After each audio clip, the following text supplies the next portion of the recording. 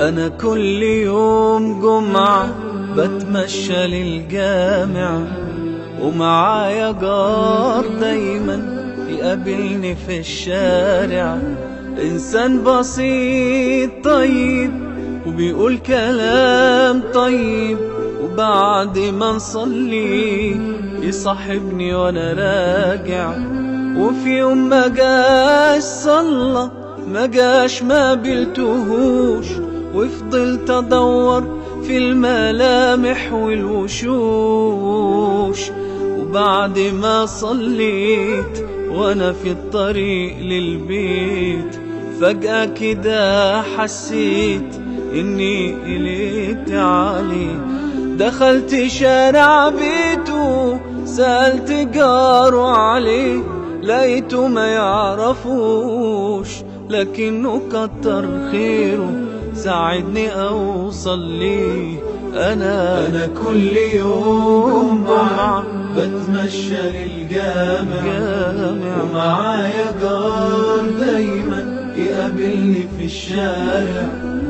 إنسان بسيط طيب بيقول كلام طيب، بعد ما نصلي يصاحبني وانا راجع. دخلت لقيته نايم مريض عايش لوحده، وعشان بيحب ربه سخرني عشان اساعده.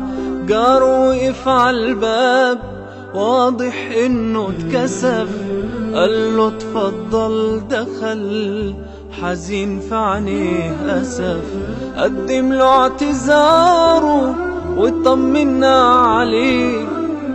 وانا ماشي وعدني جاره انه هيهتم بيه، شكرته اعتذر لي شكرني اني جيت. اتاري جاره كان ساكن في نفس البيت، عايشين في بيت واحد والباب قصاد الباب. جمعتهم الأقدار لكنهم أغراب. أنا كل يوم جمعة بتمشى للجامع، ومعايا جار دايما يقابلني في الشارع.